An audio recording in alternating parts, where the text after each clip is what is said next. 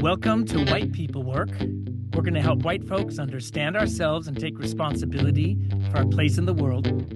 My name's Scott Hall, and today I have with me Dr. Corey Clay. He and I met a couple months back in the Seattle area. Just welcome, Corey. It's really great to have you here. Yeah, thank you so much. I'm glad that, we're able to meet in Seattle and now, you're still in the area and I am in London, United Kingdom. So yeah, I'm just happy that we got a chance to sort of make this connection over the past several months. Yeah, and we'll get into that, even that it was, Seattle. And I want to give a little bit of context. I feel really grateful for Dr. Clay. He reached out to me as a listener of this podcast, and on LinkedIn, he found me and offered to meet up for coffee, and we did that. And I sort of thought, we're going to be connecting in person for a while. And then he had a bit of a life change. Like I said, we'll come back to that. But still reached out to me, and officially, Dr. Clay is the first PhD that's been on this podcast. So you have that esteemed honor. Corey is I believe it's a industrial organizational psychology is your PhD. Is that right? That's correct. Okay. And just to set up your professional life, what does that mean? And what do you bring to that in the work that you do? Sure. I'll go into it. So basically, I'll just give a brief synopsis. I used to work at the University of Washington as of January 3rd. I am an IO psychologist. And so basically, I look at ways to implement certain strategies. In my case, I was the diversity, equity, and inclusion officer for the mechanical engineering department. And so I was tasked to help increase diversity in a broad way, students, faculty, and staff. And so I did that rather successfully. When it came to faculty, we had a 50% increase. And at the time that I left, by implementing certain theories, such as, and certain, I use a lot of nudge theory, a lot of change theory, how can we do something without hitting people over the head with, we need more X, Y, Z.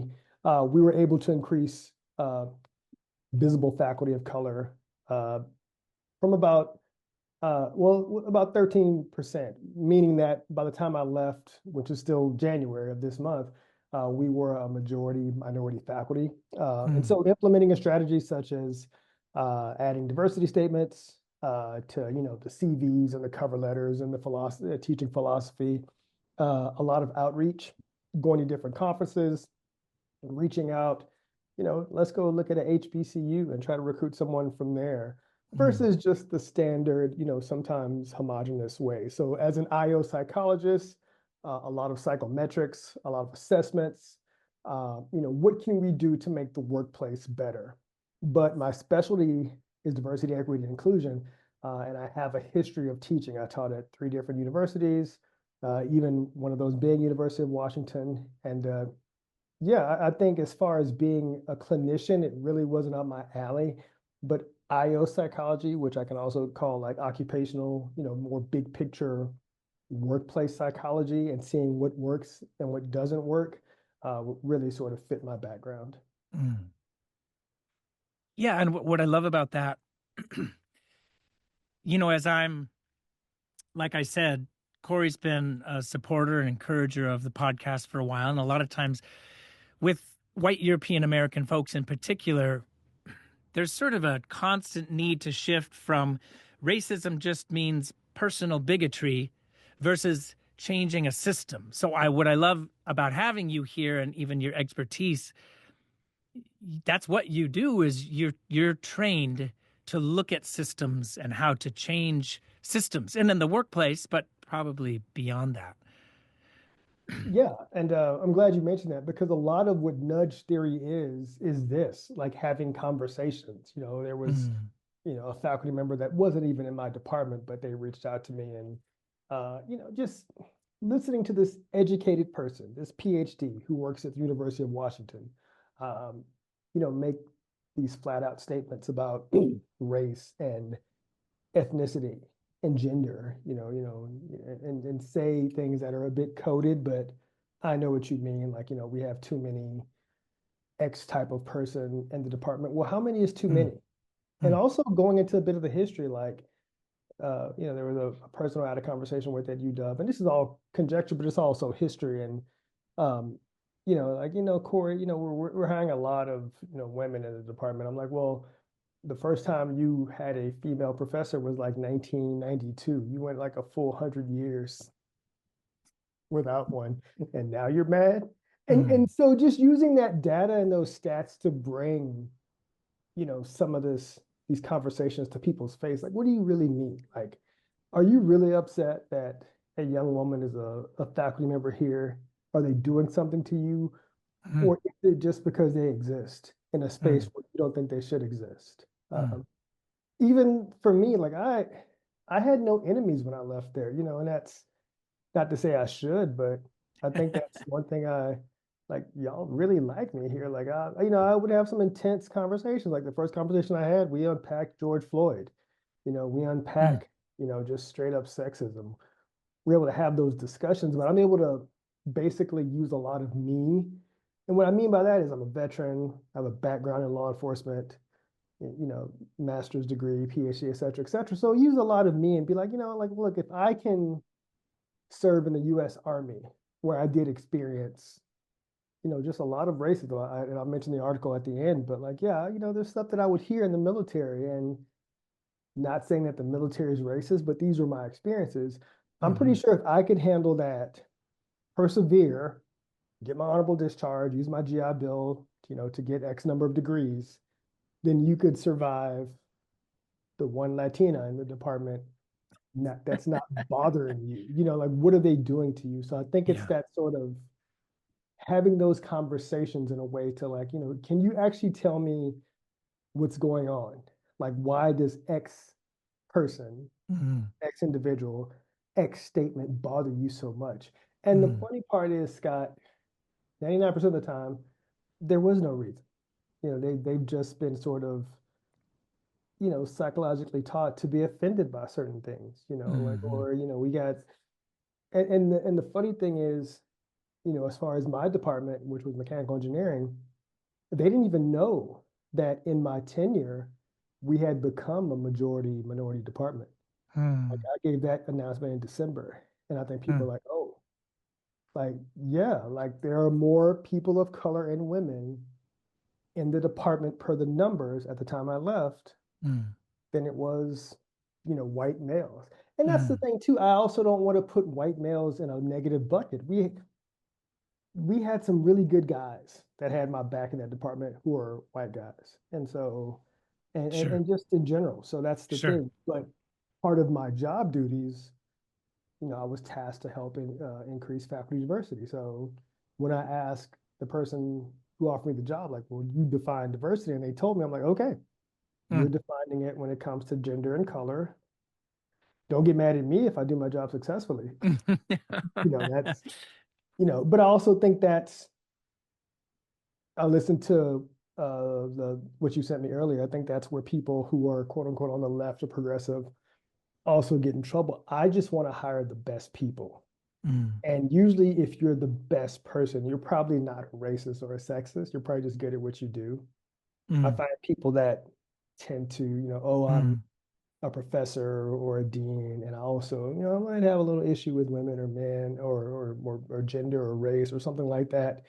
There's something else going on if you've Yeah. decided to work at this pretty prestigious university and then take on a role where you're also out there trying to make sure that there are less black people Mm, in the department of the college, which is like yeah. why Yeah. what's the purpose of this? And it's all psychological. There's something going on with you that has nothing to do with someone that looks like me, and we Mm. see that sort of playing out right now when it comes to, as far as I'm concerned, the American government as well. Yeah. And that is where I want to have us go today. Corey and I got to email a little bit about this.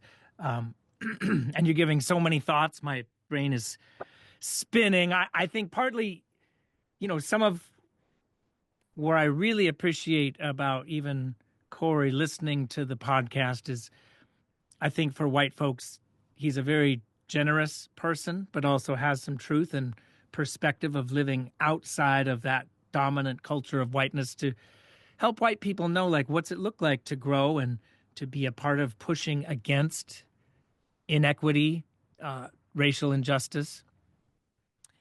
And I appreciate that you're naming people who they have some stuff in them that needs to be worked out. And I want to come back to that. We're going to come back to the current state of U.S. politics. But you also dropped something that I'm glad that you said, to just frame yourself in a context. Because when I was coming to meet the guy who's the DEI director of the Department of Engineering at the University of Washington, I didn't expect him to come from the U.S. Army or to have a background in law enforcement. So could you just give us a little bit more of your own journey of how you came to be passionate about what you do today? Because I'm guessing that wasn't always in your mind, but maybe it was. Yeah, and I do think it was. I think I grew up Mm, born and raised in Texas in a very, let's just say, Afro-influential household. My mother mm, let us know who Langston Hughes was at mm, a young age, and James Baldwin, mm, and we knew who these people were, like Malcolm X, and not just Malcolm X, but like Malcolm X in the context of why he left the Nation of Islam. I was knowing that at 8 years old. Like it wasn't just like mm, he left, like he actually got into it with Elijah Muhammad. So, but that's when I have to come back. So, being born in this household with this mother, my mom had two kids, single mom. Both of us have PhDs. mm. Wow. She would do stuff, even though we grew up in the South and relatively poor, but we were black we're black middle class, which is kind of like white lower class, But so I had a lot of white and Latino friends, and I Mm, saw and was very observant of many of the differences. Like growing up in mm, Texas, a lot of Latino friends, and I just remember like in high school when many of my Mexican friends all of a sudden became Spanish. I'm just like, like your mom and mm, dad are from Nuevo Laredo. Like, well, how did you become Spanish and just that proximity to whiteness. So I saw that. And I mm, also had a bit of privilege. I was captain of the football team, president of the mm, Black History Club. So I was that dude who was kind of all American, Captain America, but I was still a black dude. Went to college where I was I participated, and that's when I first saw sort of pushback because I went to college. I'm in my late 40s, but I remember the Million Man March, and we had a little mm, vigil and the next day, like the cops at the school that I went to were investigating us. Like, what do? We just stood outside with candles for like 15 minutes. And so it was also Missouri. So I'm like, yeah, let me get up out of here. mm, But then I joined the Army after that and got stationed in Hawaii. And I think that experience also let me see some things, just how Hawaii is a different culture, coming from the South, little 20-year-old kid, grew up in Texas. Now I'm in Hawaii of all places. And I got to travel and see some things, but it was good. It was a good experience, and mm, travel to different countries and serve in the infantry. And then I made the mistake coming back home after that because once you're infantry, you're qualified for law enforcement and security. I took a job working at the city jail, which was a huge mistake because everybody knew me. So it's just like, mm, Corey, you can't book me, and it's you, Corey. Like, what are you doing? Like taking my fingerprints and mugshot. Like, what are you? mm, And so it was sort of like, people mad at my mom, Corey's working for the police, but it's what I was qualified to do. But that's another mm, space where I saw just a lot of inequities and racism and would hear things like, hey, it's Friday night, let's go arrest some Mexicans. And you start to hear that, like, wow. I thought we arrested criminals, but okay. And just to see this whole Mm, underbelly of society, because I was such a goody goody uh, mm, that I didn't agree with. Um, Used my GI Bill, got my degree, worked in probation for a while where I saw it again. And so I mm, kept seeing these inequities. The mm, biggest one I saw in probation were, honestly, young black men who would get caught with a little bit of marijuana. Next thing you know, that's a 5-year sentence because, they're coming to me, their probation officer. I'm like, well, for what the judge imposed, you have to go take a urinalysis. And if your urinalysis mm, is hot, meaning that you've been using marijuana, your probation is going to get revoked and you're going to go to jail. And mm, sometimes those sentences in Texas are up to 5 years. I'm like, half a decade? for something in Washington State that like there was a you can get legally. Yeah. And so I'm just like, this is really harsh. And you Mm, basically what you've done as a system is create a group of second class citizens, and many of them look like me. And so I left 2010, 2011, moved to Portland, Oregon. I think I needed that. I hmm just needed to get away from the South. I'm like, what's a place that can basically, I'm not religious, but wash away these Southern sands. I'm like, Portland, Oregon. mm. So I moved to Portland. Um, it's where I met my wife, and Portland was Mm. interesting. Yeah, I say it like this. I will always have a crush on Portland, but I don't think I can date her again. It's a different type of, Yeah, that's when I learned about a different type of racism, that sort of hipster type of racism right, where, right. people are in my face, this is my black friend Corey. I'm like, you don't have to introduce me. People see me, you Right, know. And so right. the Pacific Northwest was very cathartic. We lived in Portland, Mm, Vancouver, BC, and Seattle. hmm And I think for me, after that, after moving to Portland, getting the education, started teaching at the collegiate level, working at being an academic advisor, and just loving academia and loving teaching, because teaching to me is about knowledge and performance. I know a lot of people who are very knowledgeable and cannot teach. So you have to be able mm, to combine the two. You have to know what you're talking about and perform. And I think that's why hmm always people like would race to take my class at this small college I taught in Portland, because like that guy, he's going to perform. It's a performance for me. It's like hmm this. It's like, hmm yeah, I'm working, but I'm also hmm trying to entertain you, but also trying to get you to learn certain things. Okay. And that's how I saw Mm, academics. That's how I see academics. Like you can get the message across, not in, I don't like to use the word entertaining, but in a thought-provoking way. sure. Where I might make you laugh, I might make you mad, but you're gonna get what I'm talking about, especially if I'm Mm, talking about racism or sexism or being anti-trans. And mm, I did the same thing at University of Washington. And the funny thing is, I'm working with engineers, which is a different group of people. Engineers are, I will always love the engineering mindset, but if you can make it make sense. And so I taught a class called social justice and engineering, and it was always mm, packed because those mm. students, like, they also needed that too, because all day they're dealing with widgets and like, oh, let me go take Corey's class and talk about racism for a while. Let me get my mind out of here. And Yeah, so, yeah. and yeah, and then now I'm here in London, and I think my academic journey as well has been quite interesting. I have master's degrees in criminal justice, psychology. You mentioned a PhD, and I'm currently working on a certification in human resources. Mm, I don't mind being a student at my age either. Like, hmm especially for what I just paid for this course. So I've done and learned some stuff. So I just think that's the quick synopsis Yeah. of my journey. But in that, I did see inequities, whether it's in academics and law enforcement and the military. And so Mm, my main passion has always been sort of social justice. And I think that's mm, just how I was built, is to like sort of give a damn, and also hmm be able to use my background to have very tough conversations with people. Yeah. And I'm also not small, and I'm not a giant either. I'm only 5'9", but But you feel bigger in person. yeah, I keep hearing that. And it's just Well, like, you got some muscle on you. thank You, you.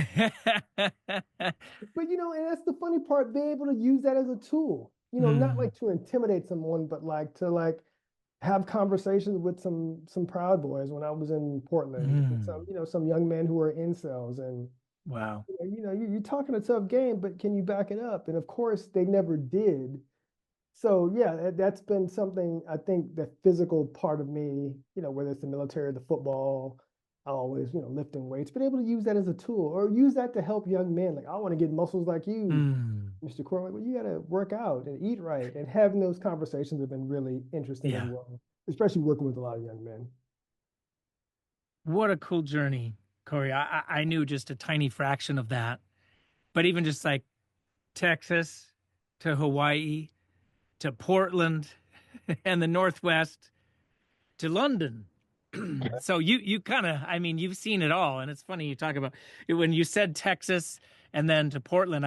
when I was a kid, they'd have these paste pecani sauce commercials, and it'd be like, "Where's this stuff?" It was like they were in Texas. "Where's this stuff made?" And the guy said, "Oregon." So it's just, but I think it gives you such a powerful lens on so many things because you've had a touch point at so many different little sections and versions of the world and of certainly of the United States and of the world. And maybe I want to use that to kind of pivot because you are in London in a time when in the United States we're at a, I'm going to call it a unique cultural moment. And as I talked with Corey about this season and how in the podcast I'm trying to dissect the personal climate and the rhetoric and look at it through the lens of the ideology of whiteness and white supremacy. And I just wonder if you would speak, well, you could speak to a lot of things. You even mentioned James Baldwin. And when we talked briefly about you getting out of the United States, I thought of James Baldwin. My interpretation of his life, he's been a hero to me for a little while now. By the way, that just reminds me, I love you honoring your mom and the So seeds that she planted in you, in who you were early on. And it's interesting to look at the how those have kept growing through the arc of your life in so many different contexts. But as I think of James Baldwin, I think of, a black gay man who he kind of I think he had to get out of the United States for his own soul to breathe. And I just would love to hear anything you have to say about your interpretation of what's happening in the United States right now under this Trump administration, what it has to do with whiteness or white people, and even anything you want to say about taking a step out of this context. I'm throwing a lot your way, so yeah, pick up whatever thread feels right to you. yeah, and I did my research because I have been paying attention, and thank you for that because James Baldwin is one of my uh, heroes, just his history. And you're right. I think having been here for 25 days and having lived in Canada, Vancouver, and having traveled, I have to say this sadly, like every time that I went back to America, I felt like, and that's a sad thing to say. I'm a veteran. I shouldn't feel that way about my country, but there's a history. And I won't go into the history, but I'll go into like what I research about what the current president is doing now, just the halting of civil rights. He ordered the Mm. Department of Justice to stop new cases. And what that did is it just basically suspended enforcement of, civil rights protections. And why? Mm-hmm. Dismantling DEI, and Mm-hmm. that's the one thing I knew at University of Washington I was probably safe, but it's just like what I do and what I love is under attack. And Mm. that's like, once again, like why? Like, why are you attacking? I mean, I know why. You could just people use coded language. Like it's, you equate DI with black or brown or whatever, in different levels Mm-hmm. of brown. Mm-hmm. The Schedule F implementation, he signed an order enabling mass firing of civil rights. And what I don't think people really understand is those mid-level federal jobs, they really did help increase like along with the we call the black middle class. Those jobs that Mm. you could get at those government level jobs. I have aunts that live in Dallas that are bureaucrats that have those government level jobs. So just dismantling that, just watching that happen. And seeing how targeted it's been, that's without talking about what's happening with the arrest right now. This is just the stuff he's been doing like towards the end of the week, end of last week. Mm-hmm. Um, so to see that and understand that because of my background as a psychologist and understanding the concept of learned helplessness, Mm. I knew that. And we had this discussion in October because I think I even mentioned this, like I didn't know where we were going to stay or go. Right. And so to supercharge it from my wife and I waking up in November the night after and having sort of pre-planned. Like I'm like Mm. Batman. I have a plan, I have a backup plan. There's always a backup plan, because we had to do this in 2 months, like basically less than 2 months from November 6th to January 3rd, you know, Mm. house, dog, education, Mm. work. Mm. We were. And I have to also give credit to my wife. She is amazing. My wife is a white Jewish woman. And to see Mm, people like Elon Musk, I don't care what anyone says, like he gave a Nazi salute, mm, and so to see all of that coming to fruition and to see a country in which I served, you got the majority of the votes as well. And to look at some of the data on who voted for him. And I think that was the scariest part. Like I understand, when you look at how many votes he got, and the only groups that Vice President Harris actually got were, black men and black women.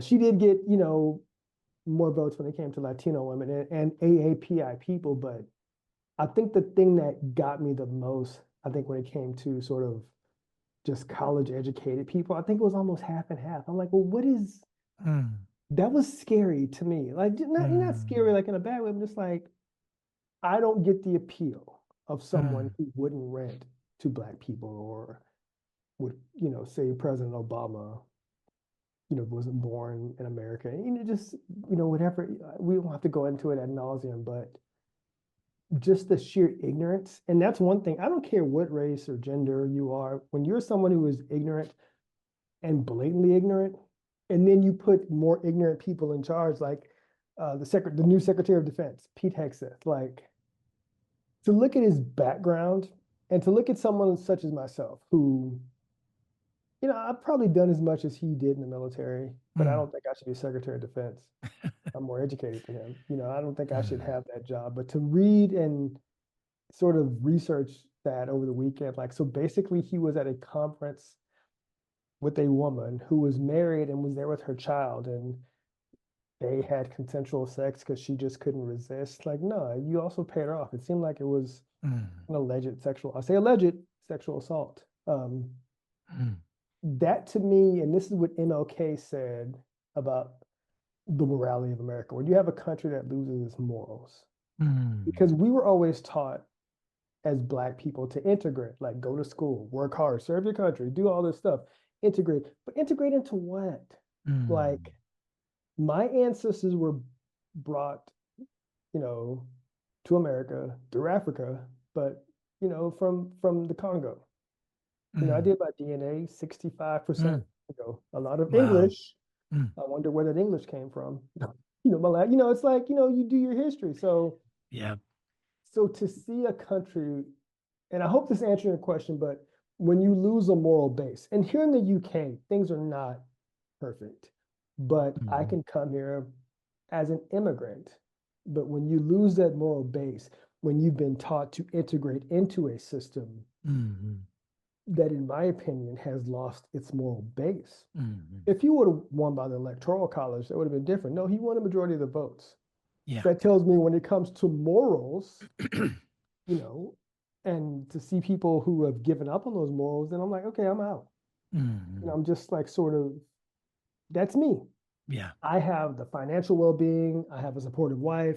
My family was supportive of it. They understand I'm a very peculiar Negro, as my grandfather called me. It's just like you've lost the moral high ground. You can't Mm, teach me anything anymore, America. You can't, I can't rock with you. Once again, I'm in the UK. You have, different parties here, different factions. I think, in my estimate, as someone who was immigrating here, the difference is they had some protest over the summer. There was a young man, he just got convicted. I think he got 57, 58 years for murder. Just a young man that has some problems. And then there was all these protests summer of 2024. And you had, the same knuckleheads, kind of their version of the, neo-Nazis, but they were so outmatched, Scott, like 50 to 1. mm. Wow. Okay, that country at least has, Mm, at this point in time, yeah. a certain moral core, which I don't think the states can. Mm, Now it could switch, but that's mhm. my final point. I get sick of the pendulum. You can't go from Obama to Trump. And I'm not saying Obama's perfect. I'm talking about the polarization of, like, Mhm.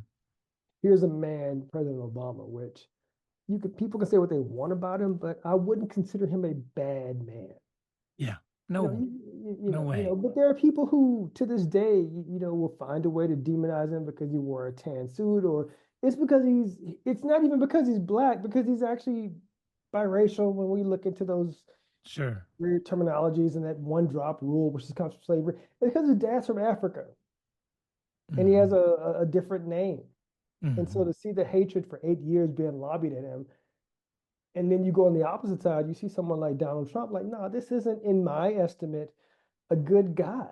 You Yeah. can't compare the two, but yet the moral police have decided that Trump is the good guy and so that's the racial part. Mm. And that's the part I cannot sort of stomach anymore. Like there's no reason for Yeah. me to pretend to be a good black guy or to play by their rules because the rules and the goalposts shift. Yeah. And I don't mean to curse, but you get I won't curse, but you can stick to the BS. Like this is BS. Just Yeah. say it's racism. Yeah. Just say it's sexism. And the reason I always gravitated to your podcast because you do talk to white people, and what I would say to white people in this at this time right now, you need to check in on some black folks and some people of color and women, Mm. uh, because I think they're going to need it because I think it's going to be hard. And what I would say to black folks, this is me, so all your black listeners, like you might want to look at leaving too, and that's not Mm. hard for me to say. I Yeah. think that's that learned Yeah. helplessness to, where am I going to go? We've been taught so many different things. I was taught that Africa is this horrible place, and I've been to parts of Africa. Africa itself is a continent that has different countries. And yeah, I could sit up here all day and talk about how certain parts of Africa are exploited, about how Northern Africans don't like Southern, whatever the case may be. But, there are places in Africa where Ghana right now is accepting Hmm. anyone of African descent. Mm. I'm in the UK. This is what we chose this place because of our lifestyle, because of what my wife Mm. does, because of what I do. I'm more Hmm. likely to get back in the academics, so she's going to get back into healthcare. Yeah. We looked at New Zealand. So what I'm telling African Americans is that you might want to look at going somewhere else, Mm. but that learned helplessness is so strong. And I also say this before I give it back to Mm. you, and this is hurtful to say, I ain't talking to all black folks either. Mm. I'm talking to a specific group. Like, I hate saying that because I'm not, but I'm also being realistic. Like, you have to have a financial, we had to pay 6 months rent up front for this place. And I won't say Wow. anything, but you see it Yeah. like, so I'm not saying Yeah. that to be mean. Yeah. I'm saying that to like either use education or some people won't have the ability to leave. But then while I'm here getting established, I want to bring people over. Like I have friends already coming. Like, yeah, just check it out. I think that Mm. that ability for me to move and see different places allowed me to be like, okay, Yeah. we came to visit here in 2023. I can Yeah. rock with this. It's good for me. It's cathartic for me. I Yeah. don't have the same psychological weight because I am Dr. Clay. So when I walk to the Mm. tube, the train, tube, because I'm British, From your um, flat. I don't feel that same weight that I do. Like, Yeah. Mm. when the cops pulled up yesterday, I don't care versus when I'm going to UW and I lived in Seattle, and that's what I'm saying. Like, even Seattle, I still felt Mm. that pressure. I don't feel it Yeah. here. And that's such a good thing. And it's also a testament of just Mm. immense sadness, too, that I don't feel that Mm. same pressure in a different country. Okay. And I just want us, those of us who are listening, Corey, I appreciate your transparency, maybe even vulnerability, because I do think there's that white American mindset that says, what do you mean? What do you mean? What do you feel? And I just want us who are listening to hear you are a rational person. You're not hyper emotional. And you're telling us the ether feels different to be out of the United States as a black man. Um, and I think that there's even talking to engineers, you talk about like, well, are you sure? Prove it to me. And Yeah. I think I think I want us just to hear, okay, yes, you can prove it, but I think we need to just sit with like, the the racial climate of the United States. It's been the way it has been for so long. Our whole nation was founded in a context of assuming white superiority over other people in a way that just you can say that was then, this is now. You can say, oh, time has healed. And I want to honor and acknowledge you're like, there's just some things about how it feels to be Black in America. Um, and you can say more about that, but I also want to ask you about something else that Mhm. you said, if that's okay. Yeah. I think you made a pretty brilliant answer, and I want to make sure I'm tracking with your concerns with the state of the United States right now. You talked about integration, and you said integrate into what? And I think I'm tracking with you is, yeah, because integration in the history of the United States has meant integrating into white. It's fine for you to be a person of color as long as you assimilate into whiteness and make yourselves more white. And then you jumped, and then really powerful, talking about the moral decay of sort of what's normal and okay in the United States, and even linking it a little bit to Obama's presidency. And I think in some ways, what I'm hearing you say is, after the civil rights era, the vast majority of Americans didn't want to be labeled racist. That name became actually bad. And of course, there are those who are embracing it and in a concerning way that's only increasing in my lifetime.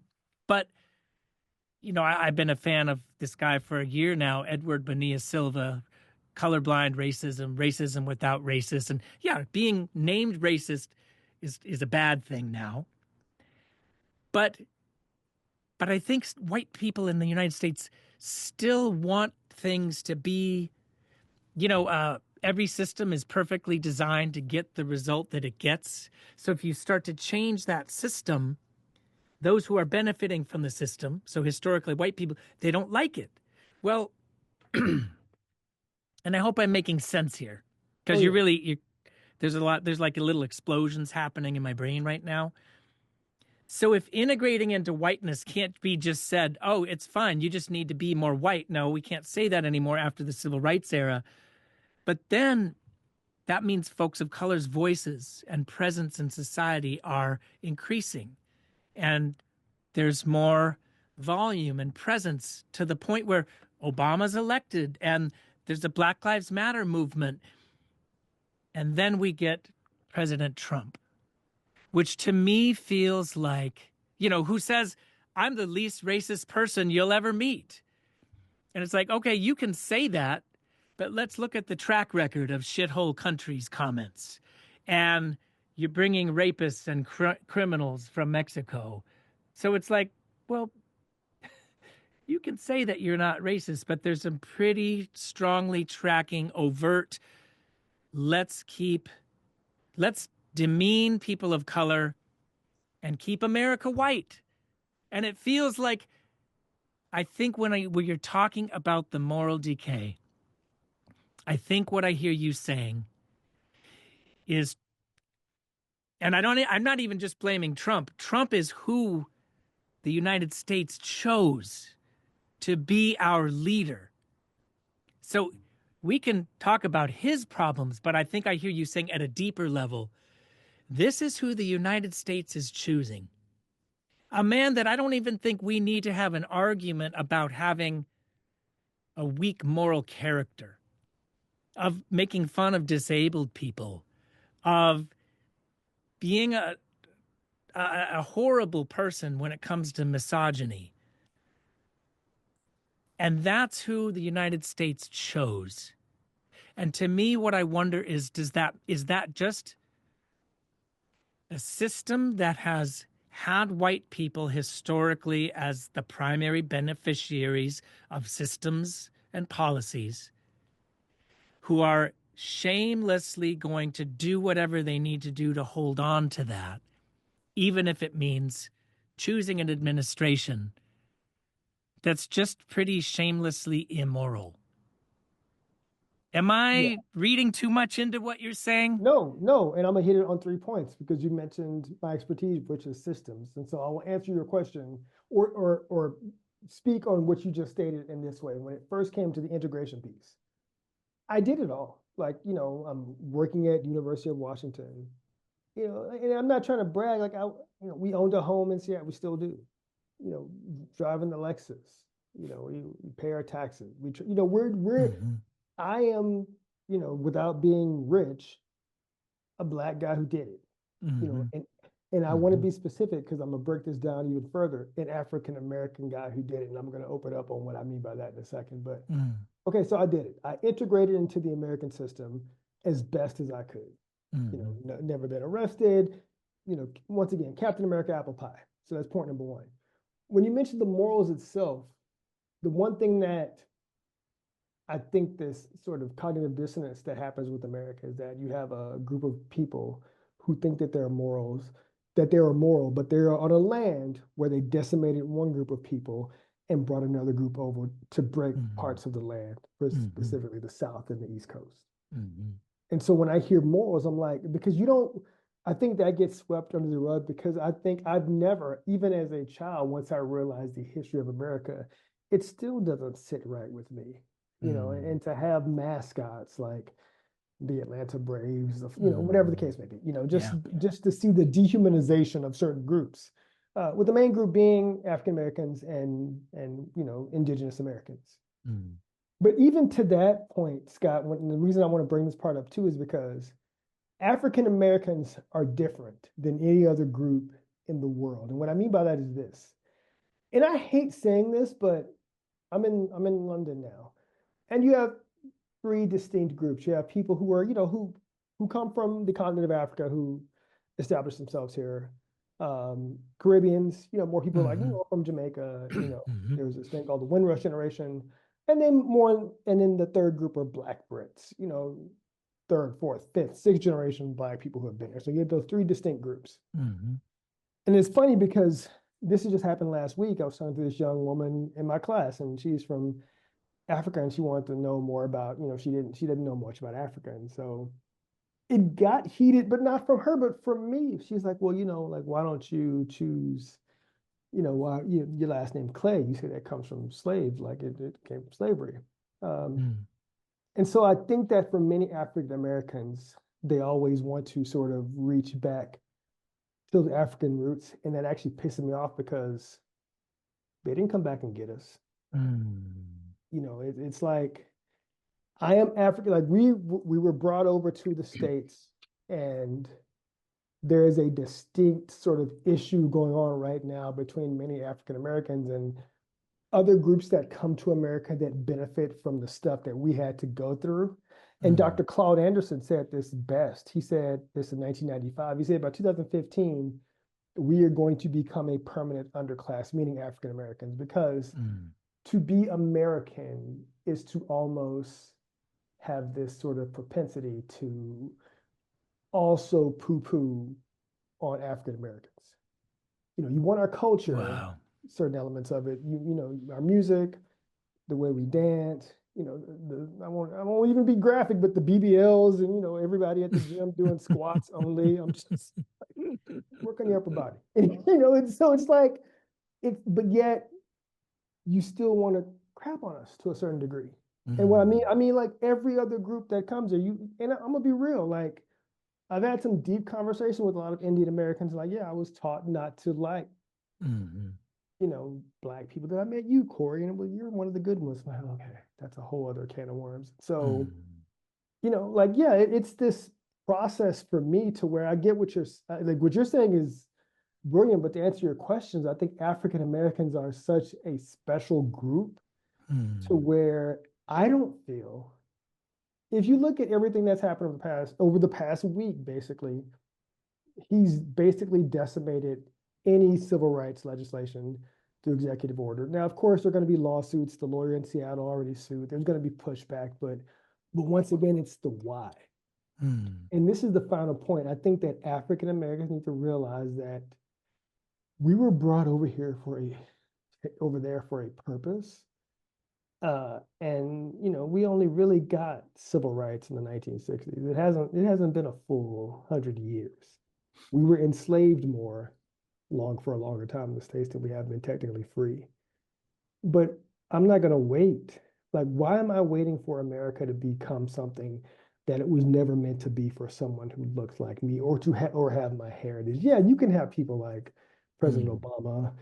the Oprahs, or the beyond. You can have certain people who are Mm-hmm. you know inoculated themselves from this, but for the average African American, it's like they're going to make things worse.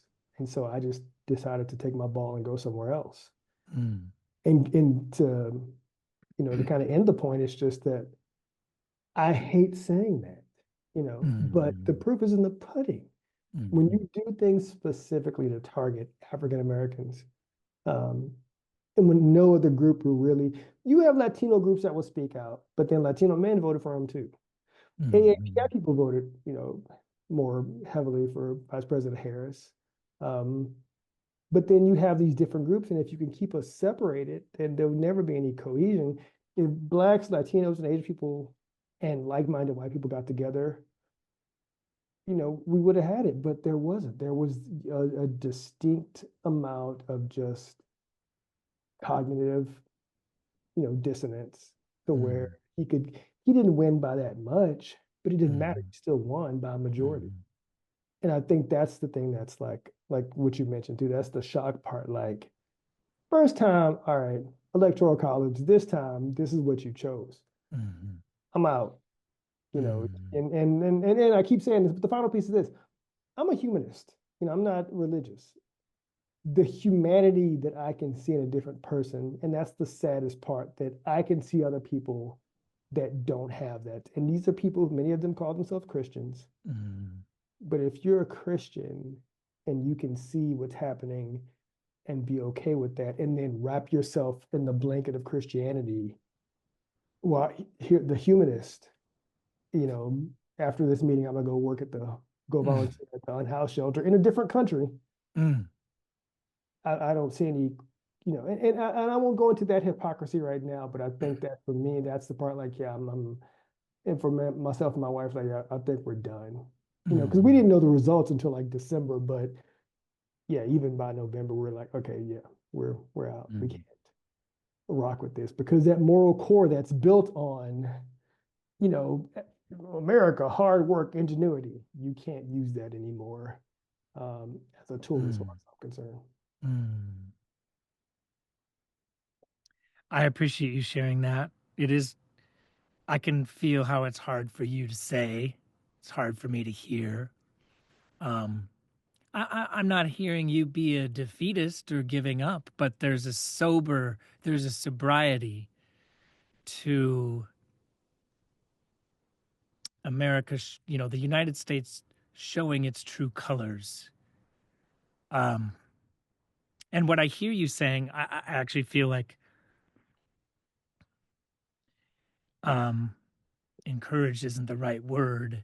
Convicted of the importance of that conversation. And I know you've heard it because you listened to the podcast before, of helping white folks recognize that whether we've wanted it or not, we've been conditioned with a certain kind of racial superiority. But I'm hearing you add something specific, that we in the United States have been conditioned into anti-blackness, um, and that just permeates so much of the essence of the history and present of this country. And maybe, Corey, as we sort of wrap things up, for folks like me who are white, who are in the United States in this cultural moment in time, do you have an exhortation or some direction that you would push people toward? Of, You know, yeah. Scott, I think if you would have asked me that question 2 months ago, I think the professor Corey would have kicked in and been like, yeah, this is what we're going to execute. Yeah. But I don't anymore. And I think that's Mm. the sad part. Like, I really don't. I can say that I still love certain elements of America. Like, I got to Mm. serve my country. I got to get educated. And even as a Southerner, as a Texan, I'm in Mm. London. Like, okay, fish and chips are cool, but I do miss spices. And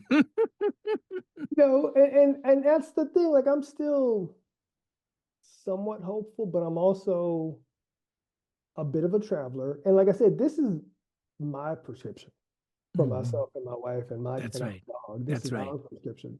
Yeah. I do think that I would hope that white people do check in on people of color more. I love Mm-hmm. your podcast, and that's the one thing. Like I was searching specifically to be on your podcast, and then I just got busy, and here it is now. Mm-hmm. So that's really messed up, Scott. You wait till I leave the country to hear about me. No, I'm messing with you. No, but that's the thing. It's interesting because, like I said, and it's a whole other can of worms being in the United Kingdom and with their Mm. stuff that they're going through, et cetera, et cetera. But I don't have an answer right now because Yeah. I think Yeah. that not that I'm checked No, I out, respect did it. research it, but I think for me it's like I've been so focused on getting our space together Mm-hmm. and basically settling in, like understanding like, it's hard to get black coffee here. Everything is, like these conversion, it's just all of that to where Mm-hmm. I don't know right. I think if you asked me in a couple months, maybe, but right Mm-hmm. now Mm-hmm. I don't, and I think that's because I'm in a space to where, for the moment, I'm not an educator, and it feels cathartic to kind of also break away for a second. Like this is Yep. the first time I think Yep. in my adult life that I'm not working full time and going to school full time, Yeah. working full time and writing a dissertation, et cetera, et cetera. But I think Yeah. I can sit back and be disappointed in America, not in white people. Because look, you got a lot of stuff going on with a lot of Snoop Dogg and all these rappers who are 1 minute they were saying this, next minute you're performing and you're mad at us. Like what? Like you're the one. So yeah, I think for right now, I think that I'm gonna keep my powder dry because I'm not upset at white people. I'm really not. This is the part that scares me, and I wouldn't say scared, but just I don't think Trump is a correction. I think that Trump is pretty much someone who, you know, showed America what it really True was. colors. Yeah, and and like Yeah. I said, that's not a fun thing to say, and yet Mm-hmm. still a very powerful country. Still Mm. now they want to take over Green. Just it's a yeah, just so no, I'm just sort of at a Yeah. space now where I just don't think I really know how to answer that because Yeah. for me, I've done that so much, Scott, and I hate to say that, but I've always helped, and I will always help everyone. That's not the point. The point is that Sure. Yeah. for now, I don't know if I want to think about it because it just feels Yeah. good to sort of be Corey Yeah. and focus on him Yeah. because America is showing me who it is and saying, Yeah. okay, cool, you Yeah. show me who I am. I did that for a living, and I think for Mm. right now, it's like, okay, like all that, and I think that's the part that does make me sad. All that hard work, I don't think it was for naught, but like for me, it was just like, yeah, I'm just gonna take my Mm. ball and go somewhere else. I actually respect it and appreciate it. Maybe 30 minutes ago, you talked about something like no BS. You're giving me no BS. I appreciate that. But you might be surprised by this. I actually think you're giving me more than you know. And I think you're giving white people something by being true to yourself because this podcast is called White People Work because I was convicted by a young African American activist in Missouri telling white people it's time that y'all stop leaning on us folks of color to tell you who to be and how to be better and do your own work. So I need to do my own work. We who are white need to do our own work. But here's where you're inspiring, Corey, is you're saying you're taking a dramatic step of action that's right for you. You're looking inside and saying, what do I think about the state of the United States? And it's not just going to be some small little tinkering. I need to take a dramatic step that is right for who I need to be in the world. And I think we who are white can take from that in the sense of inspiration of saying, Corey's following his path of being true to who he needs to be in the world and taking the right step for him. And we who are white need to look at ourselves and say, we can't just wait around for Dr. Clay to tell us what we're supposed to do. We need to check ourselves. We need to look in the mirror. We need to look at our country and ask our own individual selves, what am I supposed to do about this? And not just like, I think I'm going to give $20 a month to the NAACP. Maybe it needs to be a dramatic step, because I am increasingly convicted that incremental steps and little tweaks by white people and electing the Democrat and not the Republican, that's not it. We've been trying that. If there's things that are going to change, it's going to be because people take dramatic steps out of a deep sense of personal conviction, not because a book made them feel guilty Mm. or their black professor Corey said, start doing this. And they said, okay, see, Corey, I'm doing it. That's not it. So I think you're actually, in an interesting way, functioning as a role model and inspiration for me to say, like, I don't know, Scott, the answers aren't written out there. There's not a prescription. This country is deeply formed. This United States is deeply formed in the spirit of anti blackness. And we who are white need to ask, what do we think about that? And how do we need to respond? And it might need to be more dramatic than responses that we've taken before. So I know you're not giving me an answer, but I think you're giving an inspiring story of you being honest and taking the steps that feel right to you for your own soul, in your own conscience, on your own journey. So I appreciate and respect that. No, and thank you for that because you're someone, like I said, this is why I reached out to you. Like just listening to your podcast at my office at the University of Washington, for the past, when I found you, I'm like, this is a person, and this is me talking to you directly, like Mm. that gets it. I wish more, and that's why I'm happy about your podcast. I wish more people would get it. And so I just want to say thank you because you've been, yeah, I mean, it was organic that I reached out to you, like, because you were local as well. And Mm-hmm. so I want to say thank you because you're still part of this journey as well. I mean, I think my first LinkedIn message that I got as soon as I landed was from you. So I want to say thank you. So you've been Mm. part of this as well. Um, but yeah, I'm glad you said what you said too, because for me, I've been that sort of magical Negro. Mm. And I think I need to basically do some magical Negroing for myself. I don't know if I'm allowed to amen that, but I hear you. I hear you, and I do think it's inspiring, and I appreciate you just bringing me and this audience in on your own journey. Thank you, Scott.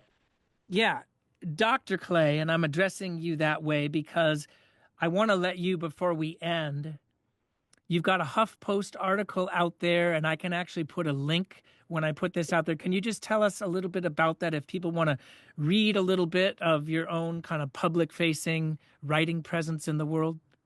Sure. It's pretty much our discussion. If you just Google Corey Clay, Huffington Post, where the article was published on my birthday, January 3rd. I have a book coming out, and yeah, I think I'll be out there a lot more. Someone had a conversation with me here in this country, like you need to be out there. And I think that's another thing I need. I don't need to be out there to make money or to be controversial, but I think you need more voices. And I'm not saying that to pat myself on the back. I think you need more voices like me who might have, I'm black, I'm an atheist. I left America because I could. Um, so yeah, I think, but the Huffington Post piece really got some traction. I think as of now, there Mm, are 873 comments. I didn't read them all. Some of them were positive, some of them were negative. But it was all very interesting. So yeah, if you want to mm, really know about the process, I think it's mm-hmm, good to read. And then I mm-hmm. will definitely keep you informed. Like I said, the book should be out by March. And then yeah, I'm meeting with a publicist on Friday Okay. uh, to get myself out there, just out there in a different country. Okay. And if people wanted to find you, is LinkedIn the best way? Yeah, just LinkedIn, Corey Clay, PhD. Okay. The big bald guy that pops up, and that's me. Yeah, that's the best way because the social media is all private. But yeah, Corey Clay, LinkedIn, Okay. United Kingdom. I think I'm the only one. I should pop up pretty fast. Okay. Okay. Well, I'm really grateful for the conversation, for bringing your wisdom and journey into this space. And I also think you planted a seed that I want to circle back with you, whether it's just me personally or in a podcast format 6 months from now, and hear just the evolution of your own experience and journey. So Yeah, I'll be thank you, looking forward Corey. to hearing from you. Yep, see you. Talk to you in July. All right.